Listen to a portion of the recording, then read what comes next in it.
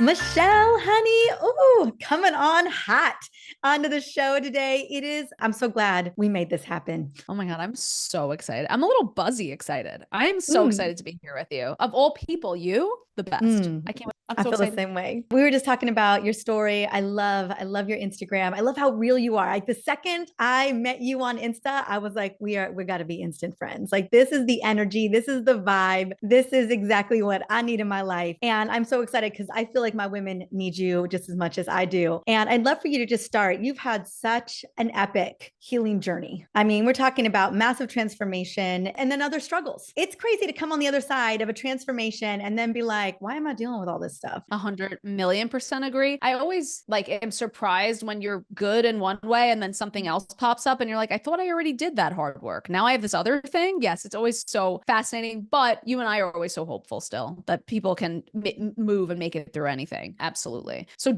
I think I would kind of kick us off with maybe telling like my original health story and Yeah. what kind of led to why I became a dietitian in the first place too. So I grew up in Queens, New York City, and which is I actually went to the most diverse high school in the entire world, which is really cool. The area that I grew up in is the most diverse place in the entire world.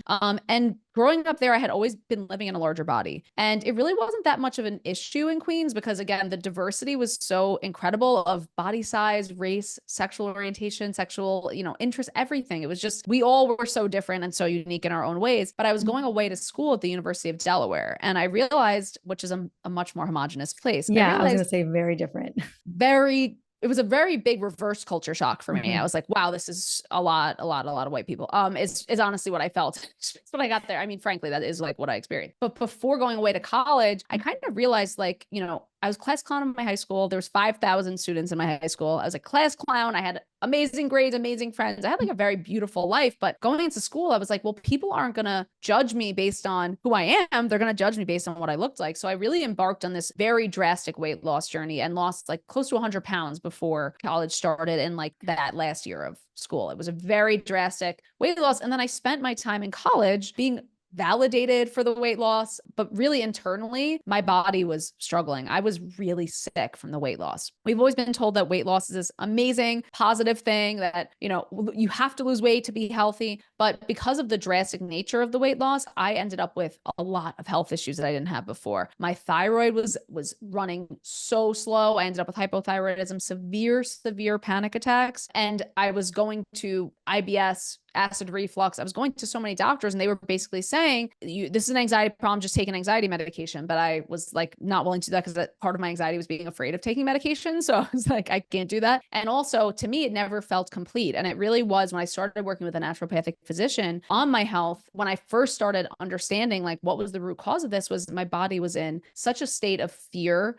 that I wasn't going to get food again, such a state of deprivation that it just left me in a really bad position. I will also say the weight loss I had was on a vegan diet. So I was really protein deficient, really nutrient deficient. And I lost it in such a disordered way that it set me up for a lot of psychological hurdles that I needed to overcome too. So my goal with clients is if they want to lose weight, to never do it like I did it, to prevent these issues so that, it's much more sustainable and much healthier and without those side effects of weight loss. And there are a lot of side effects of weight loss. So that's really been my mission for the past 10 years. Yeah, I want to unpack the thing that I heard, and thank you so much for sharing your story. I think a lot of people, as they hear that, just thinking about losing almost 100 pounds, your senior year in high school, basically. Yeah. We're talking, Yeah. I mean, the level of commitment and perseverance, to focus. A lot of kids are just like skating by their senior year, and here you are. I just want to just honor that journey for being so young and having to take on that, and then on the other side of it, your body just not feeling safe. That's what I want to unpack the most is, what were some of the things that you kind of embarked on in that kind of that healing journey, kind of recovering from the big, what I would say in a way, that's almost rapid weight loss. It How was how very did you rapid. help? Yeah. How did you help your body feel safe again? Yeah. So I went to this naturopath. His name's Dr. Robert Kochko. He ended up being a business partner and one of my best friends. And he basically ran a Dutch test. And that was like the first start for me. And he was like, I want you to see the amount of stress and nutrient deficiencies that you have because I didn't understand what like, it didn't make sense to me that the weight loss was connected to that stress I was feeling. I would have such severe panic attacks in college that I basically, throughout the entire time in college, was needing to sleep in the same bed as a friend just because I didn't feel safe even being in my room. Like, that's how it did create some very lifelong friendships, by the way, because we were all so close, which is very sweet. But nothing felt safe to me. Everything was causing panic attacks. And I am an extremely extroverted person. And it really made me turn just totally inward because the world felt like a threat to me. And again, who wants to have constant panic attacks all the time? But when you don't have nutrient levels in the right spot, your body is going to communicate anxiety to you as a symptom. That is our bodies pick up the phone and call you, a little ping of anxiety to let you know what was going on. So I had what I'm also assuming was some level of toxicity because all my fat cells are probably dumping out toxins and I had no protein to help my liver to clear them out.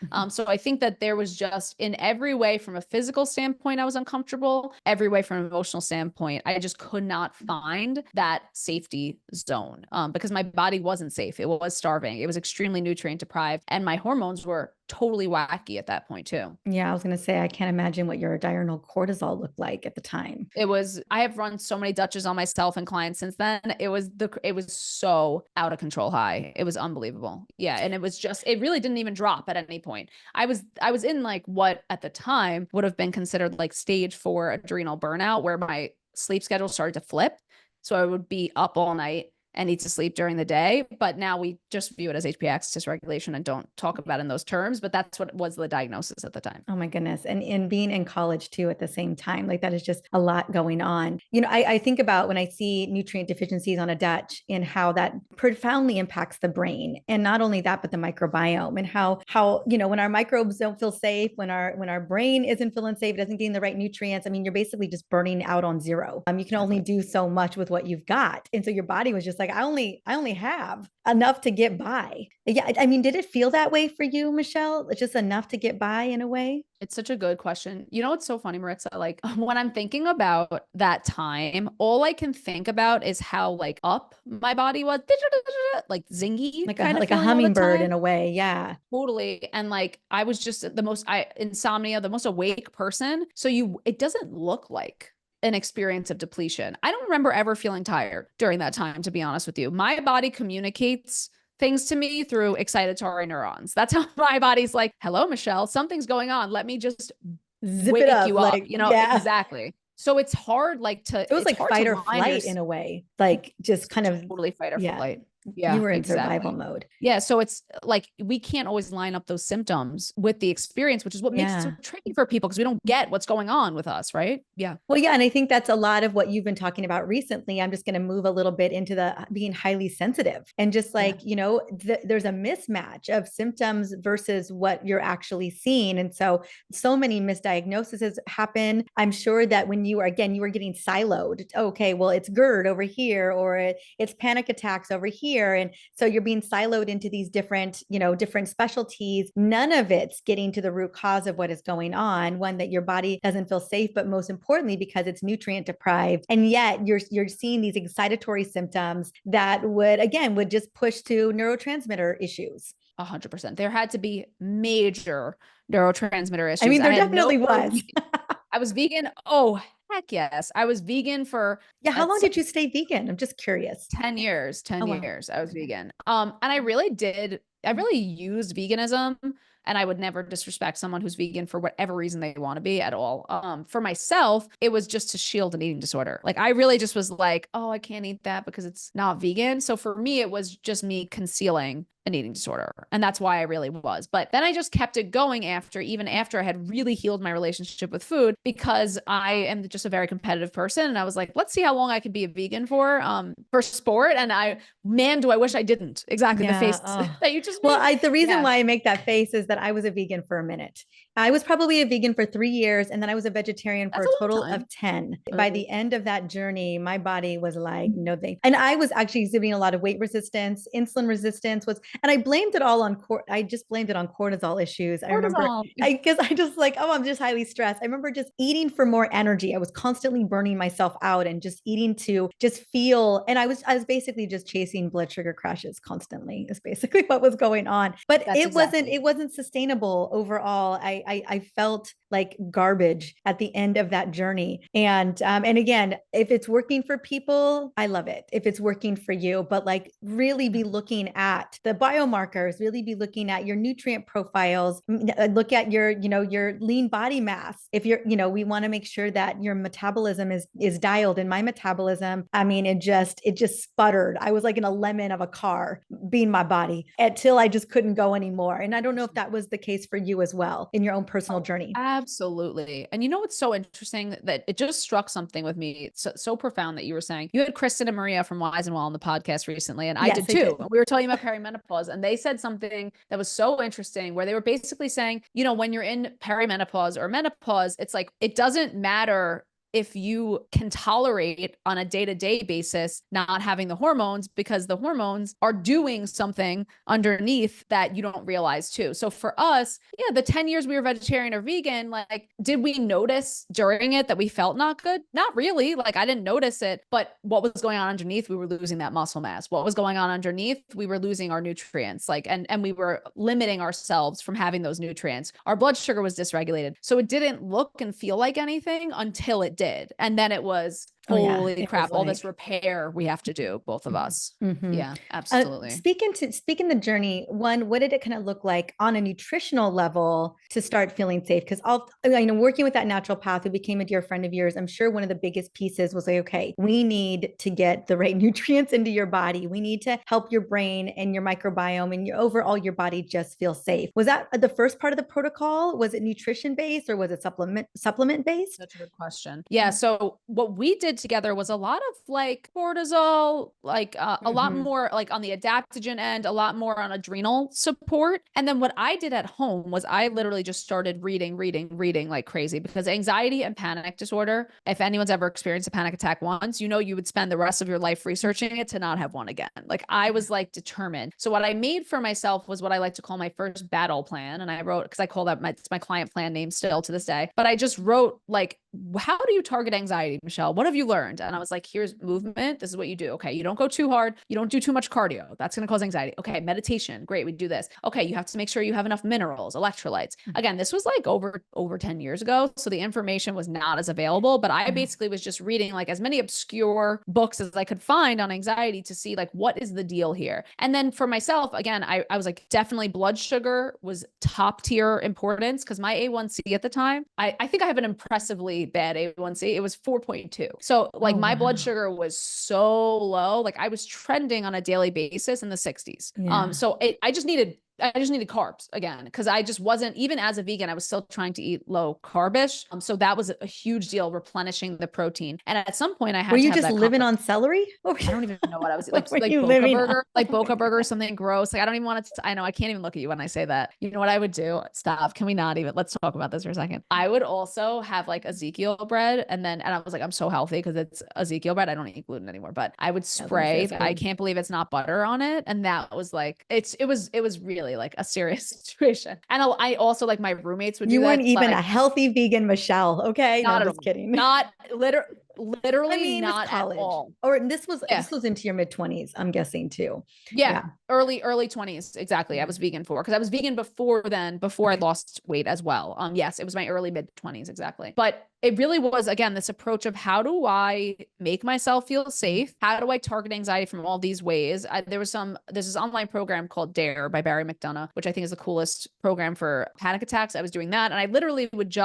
I just was like, we're doing magnesium, we're doing blood sugar, we're doing everything. And I just pounded the pavement in all those different ways, basically. But I developed that plan based on some of what, my naturopath, Dr. Kochel, gave me. And then also I was like, I have to do this myself, and just went in every single angle possible. And I can say I haven't had a panic attack in 10 years, which is it was my Amazing. life Freaking before then. amazing. Oh my gosh. Yeah. I can't even. I've had a couple. Yeah, no. I mean, migraines are what really rock my world today, but Oh, panic attacks. Ooh, I feel you. Talk to me because I know so many women come to you, particularly because they're not feeling. I mean, honestly, so much of it is that we just don't feel safe in our bodies. I mean, I think that very much is a major player here. And I'm curious, what are some of the biggest levers because I mean, obviously, you went down the rabbit hole of really figuring out, okay, how can I get these under control? How can I be panic free and or having panic attack free? What were some of the things that you've implemented, not only in your own personal journey, this being deeply personal for you, but also helping other women kind of transform when it comes to panic attacks? absolutely. So the word safety, I think we can unpack even Yeah. as its own word, right? Like, so I'm a Jewish New Yorker. Okay. So our energy is not like calm, cool energy. It's a chaotic energy for a lot of us. It's a Larry David energy, right? That's not a cool, calm energy, right? That's my family. It's my That's who favorite energy. it's the best energy. Come on, we're awesome, but we're also terrible. You know, that's the thing. I love us, but it's like it's a specific type of energy. And my family's always like that too. And I remember, and this is such a profound memory I have, I was in acupuncture and it was literally with Dr. Kochko. He's getting so many shout outs as always. And we were doing my first acupuncture session. And he said, I was like, am I going to feel high from this? Am I going to feel weird? What am I going to feel like from this? And he literally looked at me and he said, would it be the worst thing in the world if you felt okay for a minute? And I was like, yes, that would be very scary to me. So the first step for me was also like, would it be okay to feel good? Because if we grew up, any of us, in traumatic environments or chaotic environments, or where there was chronic and predictable, like the only thing you could predict was that stress was coming in a lot of ways, that is going to lay the groundwork for what we believe is normal. So safety doesn't look like safety for everyone. And I want that to be like really important. So I had to find what my safety looked like, because that also meant like in college, I was talking on the phone or with my friends 24 hours a day. I was on the phone. I was an insomniac also. So I was talking to people on the phone all night. For me, like That was expression and safety. talking with people was safety. And it looked chaotic from the outside, but for me, that's how I was getting my feet in the ground, because it was a familiar safety. And then later I had to learn, well, doing that too much is depleting your energy too. And you need to pull it back. So we have to find like what feels familiar, even if the safety is not necessarily the optimal safety, but you have to do what feels safe for you now and also get comfortable with being comfortable and feeling good. And this is something I see in a lot of my clients. And this is something that's really hard, is just, people are coming to me and they're so sick. And I work with clients who are, quite sick, and they will say like, I don't think I'm ever going to get better. And I don't really know if I can. And I'm like, well, that's the first thing we kind of have to work on. But it's really hard to believe you're going to get better if you never have. It's, if that's all you've known, why would your brain believe that? So I would say, to establish safety, it's about like what makes you feel aligned, like what makes you feel like you're aligned with your real soul and who you actually are. And then take little tiny steps to say, what would make me feel a little bit more comfortable? What would make me feel a little bit more like I'm moving towards what I want to? And then just also brand yourself as a person who believes that you can. Even if you feel like you really can't, you have to fake it till you make it. So that's like the first steps. And then you can start to play with like building in the nutrition, but you have to have that basis of I'm going to be okay feeling safe, finding ways to do that for yourself. And that is freaking hard. Obviously, it's so hard. No, so hard. I mean, I think a lot of us come from, at least a lot of people that I know, a lot of my patients come from very deregulated families, very chaotic families, where their normal, their safe is very deregulated. It's not a regulated, and you're right. Like you being up on the phone all night long, talking to everybody, making sure, checking on everyone, and operating at that level again, HPA access deregulation, like that definitely was happening there, but then kind of landing in a kind of a level of normalcy and then kind of starting to move your way out of that deregulation. Yeah. Absolutely. I can see that being, that that discovery, that's a very important part. It has to be your thing, right? Like if I listen to like there's many people who listen to house music and dance and that makes them feel good. Like I have to listen to like emo music and make myself cry. And that's like, just, everyone has their thing. You have to know what your thing is. And then once you feel safe enough, you can start exploring maybe healthier versions of safety for yourself too. But you have to feel familiar with yourself, I guess, which is this deeply spiritual kind of piece of things. But I think it's so important. And also you have to imagine that you can heal. Even again, if it's something where there is a literal genetic reason you can't, putting yourself into the position of tolerating whatever it is more. You know what I mean? Like there's always something we can do, and we always have to have that hope that that some things can change, because I can promise you, no matter what, either you can physically change or your mindset can change. And that is the only guarantee we have. No, I believe mindset is everything. If we don't think we're worthy enough of it, or that we are deserving of it, or that we're just attached to our issues, it's like you're just kind of running on just a hamster wheel, trying, never really making the Depleting progress that yourself. you want. Yeah, exactly. Exactly. Yeah. I also wonder, this is something I've been talking about a lot as it relates to like childhood trauma. Your population of women who age wise is like late 30s to 50s. Is that usually like the women you work with? I would say 40s, 50s. Yeah. 40s, 50s. The people pleasing situation that we all have, by the way, is so detrimental to our health and so ingrained in a now group of people who probably your clients are taking care of their parents and taking care of their kids. Like that's a very unique and challenging age to be in. But it's also about like in whatever way putting yourself first during the time in life when probably the most people are relying on you. And that's so hard and so not spoken about, because we're always talking about you have to eat protein. Like you and I talk about needing to eat protein all the time. You have to do these things, but it's like the basis of exactly. Please do eat it. Yeah, exactly. But it's also at the basis, like we have to just put ourselves first and take care of ourselves. And that is so hard for these amazing, empathetic, generous women. Yeah, no. And I would say the other thing that I see a lot is hypervigilance.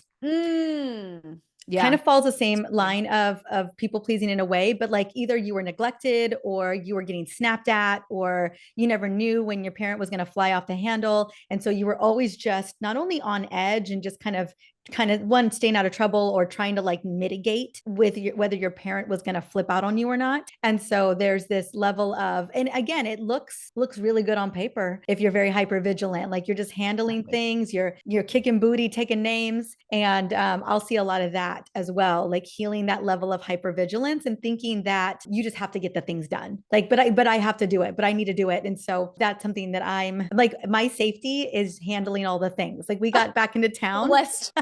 We got back into town, and I came downstairs this morning because we got back in late, and I'm a mom to a 3-year-old who's not feeling good, and so I'm managing that. Feel better. Yeah, and so I'm in that and energy, and all I get downstairs this morning. I got up extra early, and there's like 10 suitcases, and I'm like, no, oh.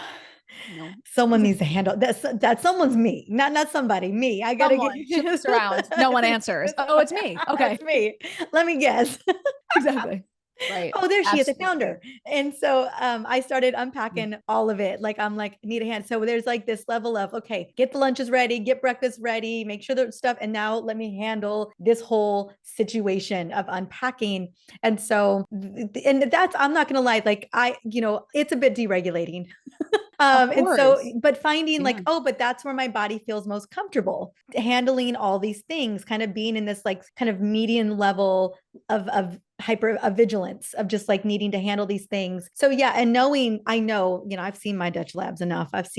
We know what's going on under the hood, huh? Exactly. I know what's going on under the hood. And so I build in all of these, what I call brain safety. I call them like safety signals to tell my brain everything's okay. Nothing's wrong. Like, and how do I regulate? And so there's always, I'm curious, Michelle, if this has been true for you or any of your clients. I know what it looks like to be in the default mode, and that feels very comfortable for me, not healthy for me, but comfortable for me. And I get a lot of things done as a result, very efficient. It's why, I love being in New York. I move, like I'm in tennis shoes, like I'm small. So like I get you in the ribs with my elbows when I'm trying to get through. Yeah, exactly. Or like stomach at 5'2". And that's where I really do well, when I'm in that energy. But over time, not even over time, I would say even a matter of days, I'm super, like I'll feel depleted. And so I've built in all of these kind of safety strategies, these safety rituals that basically are telling my brain, hey, you're okay. And so I was curious if you find yourself heading into a bit of a default mode at times where you're just like, oh, I call it the deepest patterning that my body knows, and that I'm always trying to untether or untangle that pattern with all of these other strategies and rituals. But it's a constant intention every day to manage it.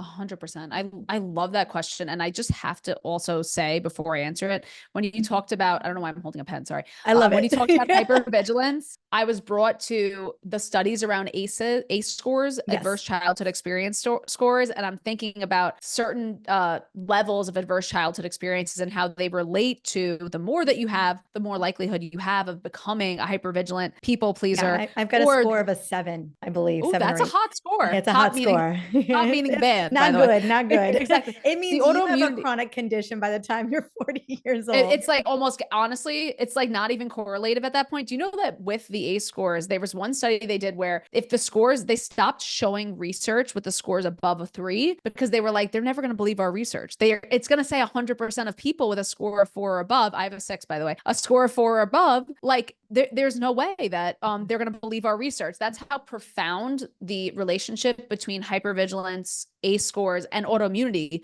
development and likelihood of depression exactly becomes. Exactly. I also, yeah, of course we have like a bunch of autoimmune stuff. Obviously. My default mode is similar to yours. Mine isn't a checklist. Mine is a checklist of people. So I will go into, let me be superhero. I'm like rolling my eyes at myself. Let me save everyone in the world. Let me invite all this energy into my life and let me fix everyone and make sure that everyone's okay on earth. Right. That's the default mode I go into. Also setting no boundaries, you know, do family or friends. I mean, that's a Jewish New York family right there.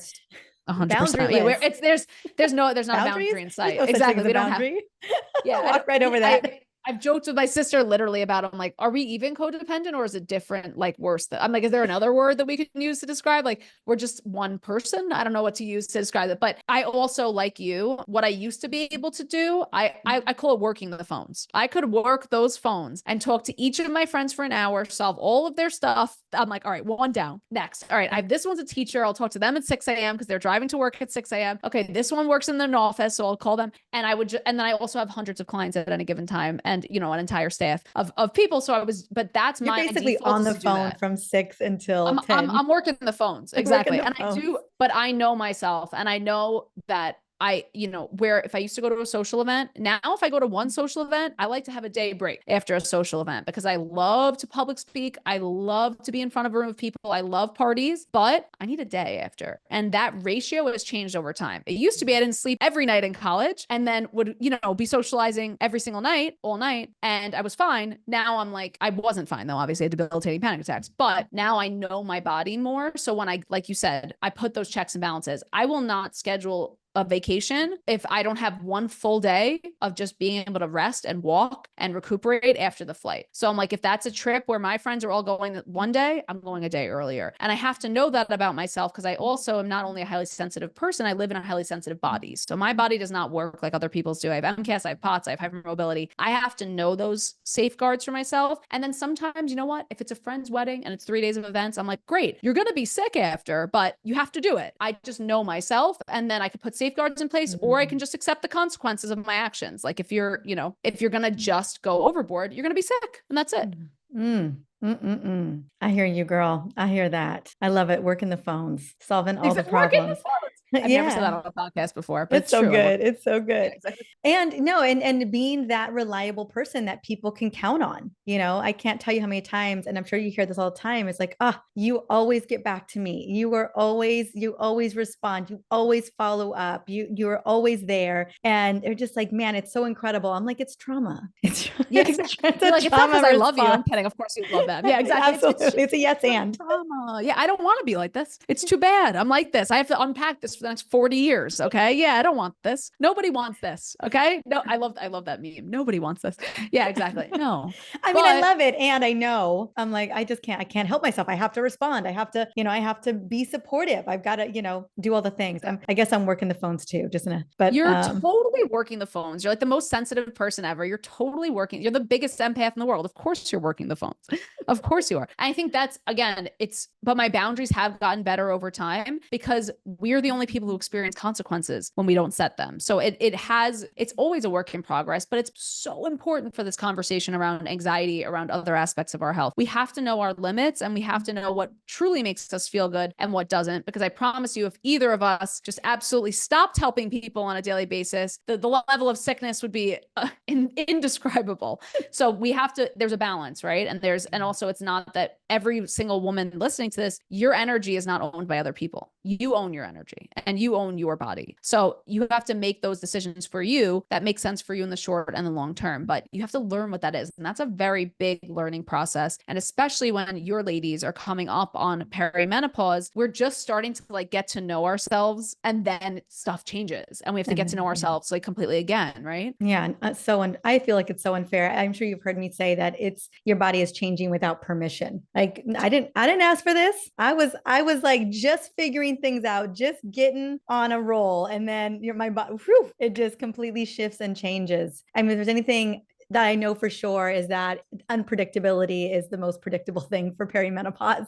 And everyone experiences it differently too. Yeah. Yes. It's very individual and deeply personal, I find. I'd love to hear a little bit more about some of knowing how to talk a little bit about how you kind of learned to know yourself a bit better. And then the type of buffers and boundaries you put into place. And so, for me, like it is walking out in nature a lot. For me, it's getting up earlier than my family and just tending to myself in the early morning. Obviously, it's nutrients and it's minerals, and it's eating, really metabolically healthy foods, things that are going to nourish my body. But more so, it's the self-care, the non-negotiable self-care that keeps my hypervigilance at bay is what I find. I'm curious, to me, like as much as you love being out and about and doing all the things and visiting all the people and being on stage, I mean, all of this requires so much energy bandwidth. How do you navigate? And I'm sure a lot of the women that you're working with are, probably beyond their bandwidth as well at times, and not know how to kind of regain some of that energy. 100%. Yeah. So one of the most powerful tools I've ever learned is internal family systems. And I use a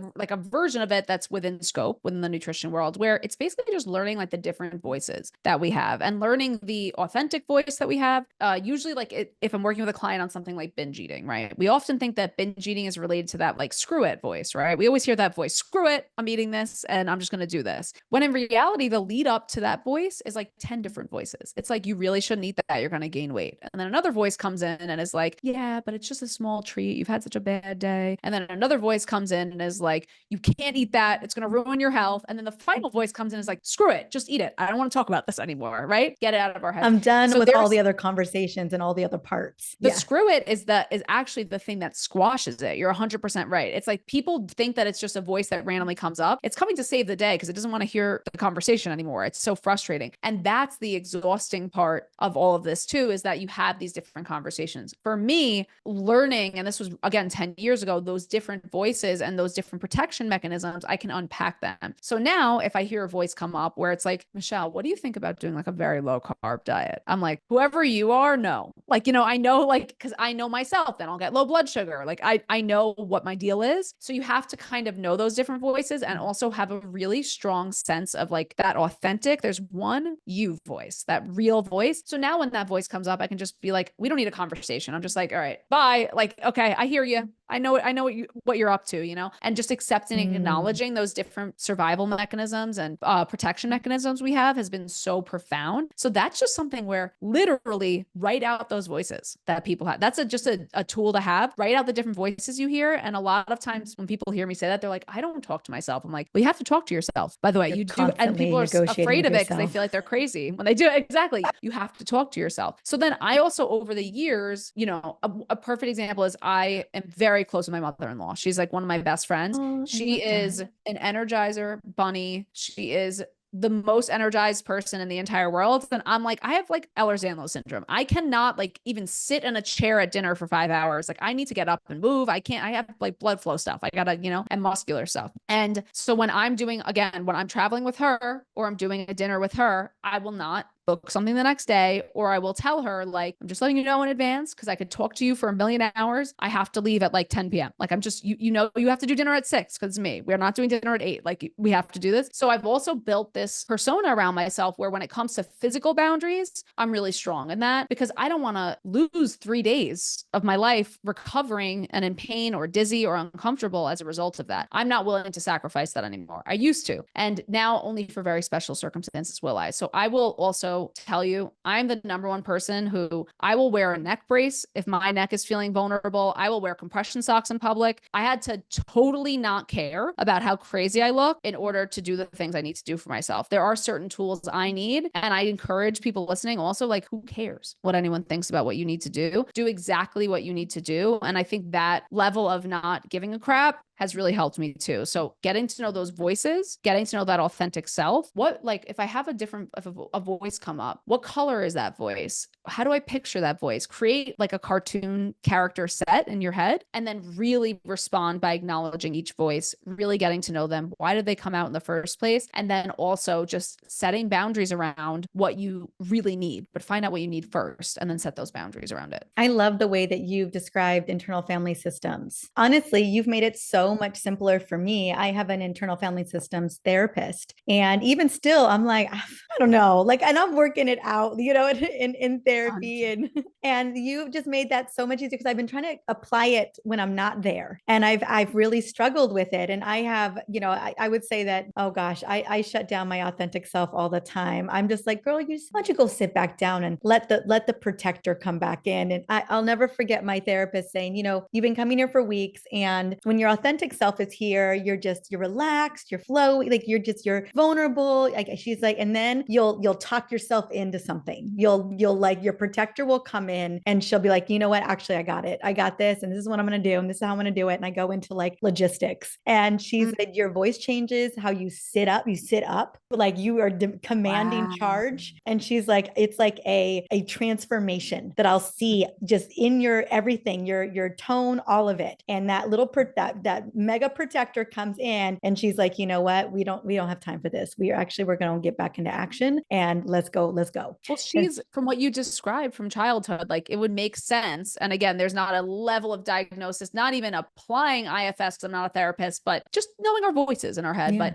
it would make sense based on the stories you've even talked about that the protection mechanisms for you with your ACE score, thinking about that, are going to be stronger than our intuitive, authentic selves. It makes total sense. I think that's also for all of us. Like everyone has to work on this. In my opinion, everyone does, but it's about building trust with yourself and reliability with yourself. Like we don't believe that our authentic selves are smarter than the protection mechanisms. No, I'm telling her to sit her butt down all the time. Yeah. I'm like, girl, sit down. We got time for all this. we got stuff to do. I think I'm just constantly letting shutting her them down. talk. Yeah, exactly. Just let her, I think in general, like, again, this is not psychological advice. This is just talking about the voices, like we're just having a conversation, girl. We're just talking about the voices. Yeah, exactly. Accepting and acknowledging them is so important. And just saying like, I hear you. We don't have to act on them for us to accept and acknowledge them. Think about it from a nervous system perspective. If your brain is trying to tell you something and you try to shut it down, I'll give you a visual for this. There's a little kid in a playground. You have a 3-year-old. Okay. I have a 3-year-old. Yeah. A 3-year-old kid in a playground. Okay. A toddler pulling on mom's shirt. I want to get mom's attention. Mom, mom, mom. The more mom ignores them, what do? They scream louder. If we look and acknowledge those voices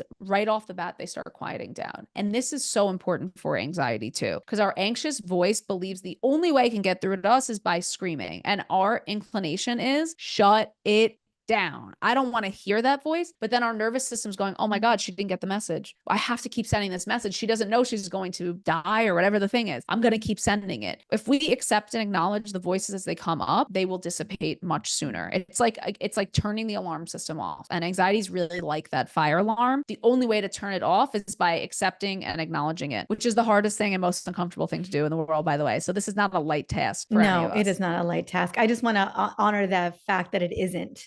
It's such deep work, especially if you've been running on a program, the default program for so long. And, you know, and maybe that default program has been well rewarded, you know, like you kept getting rewarded for that program. Yeah. It's been I got a lot of years of deep work to tend to We this. all do. Every single one of us does. Yeah.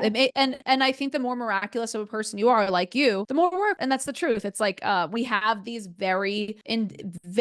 our body is so incredible at protecting us that a lot of our health issues are driven from the fact that we're in a protective defensive state all the time. And that defensive state protects itself also. So it's like, it's not like what I'm often asking my clients to do is go exactly against what their body wants them to do. Because what your body wants you to do when it's freaking out is freak out with it. For me to ask my clients to sit in the discomfort of it and let thoughts come into their head is not pleasant at all. And it's not what your body wants you to do. It fears that you're doing the wrong thing, but it is the one thing that I have found, especially for panic attacks specifically, finding a way to ride the wave is so important. In addition to so many things you can do to support your nervous system, from an herbal perspective, supplement perspective, and, meditation a million ways. But that is the crux of it, is we just want to shut down those voices and just want to shut down those parts of ourselves to block it off. Yeah, there's no amount of adaptogens that are going to address that, Adaptogens, I think I have like feelings about adaptogens, by the way. Yeah. I think they make people more anxious a lot of the time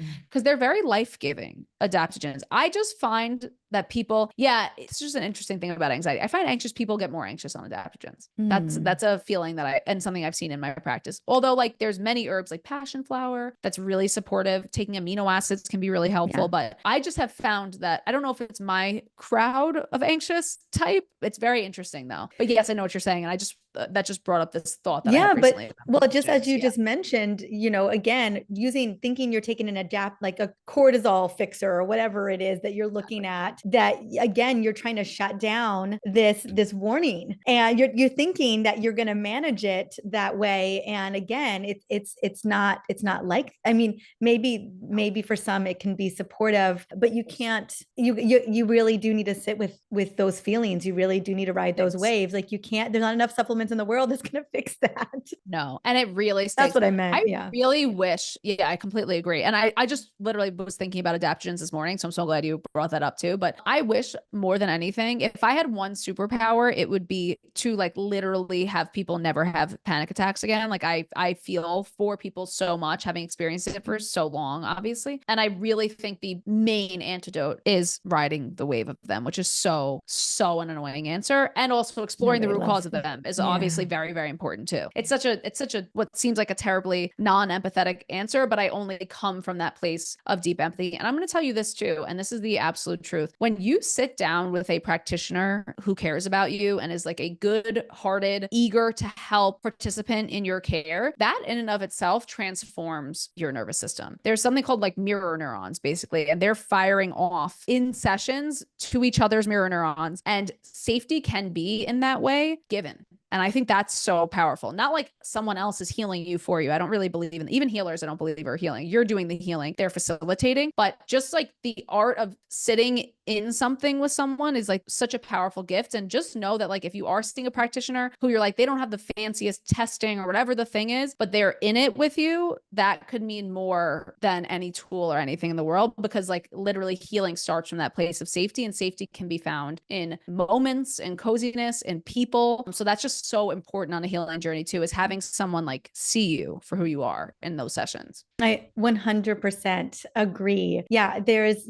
safety in knowing that you're being tended to, especially if you have been always tending to everybody else and no one's ever really, really taken care of you, or been like, hey, I am ride or die on this journey with you. Like we're going to get through this together. I agree with you. Even this conversation, I hope everyone just listening to it is feeling a little bit of that, of just like hope in the opportunity of like, I can feel safe in my body. I have felt so safe in this conversation. It has felt so good. Girl, you literally, you're I had no idea where we were going. I didn't either. Oh, I love it. I didn't even write questions down. I was just like, I was going to flow. We knew we weren't going to have questions written down. Of course not. We're talking about working the phones. We talked about I feel like we've been working the phone on this whole conversation. We've been majorly working the phones. We've been working the phones this whole time. And now people, I hope, are going to take that joke and run with it very far. And please message me about it. I think that's like a classic. That's classic. I love it. It's so good. It's so good. Michelle, honey, it's been a pleasure. I'm so grateful that you came on, that we got to have this deep conversation. And I'm so grateful that you're out there in the world creating space peace and safety for your clients, women in your community.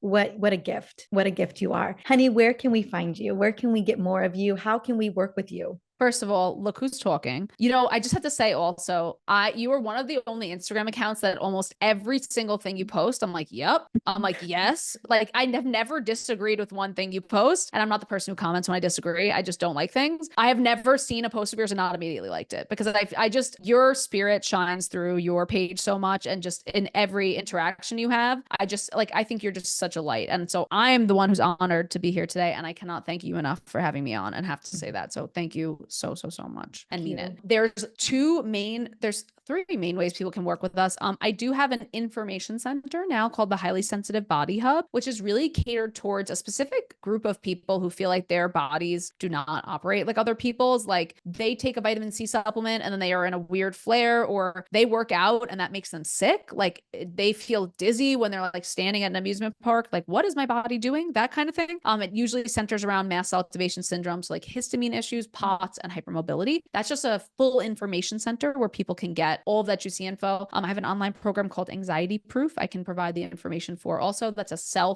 it's me and Dr. Kochko of all people. It's a self-guided course. And then I also have a team of 5 practitioners, myself and 4 practitioners who work with clients one-on-one to help with really any condition or support for functional nutrition issues. I love it. I love it. All right. I'll have all of it. I'll have all of it in the show notes. And thank you, honey. Thank you so much. Thank you so much.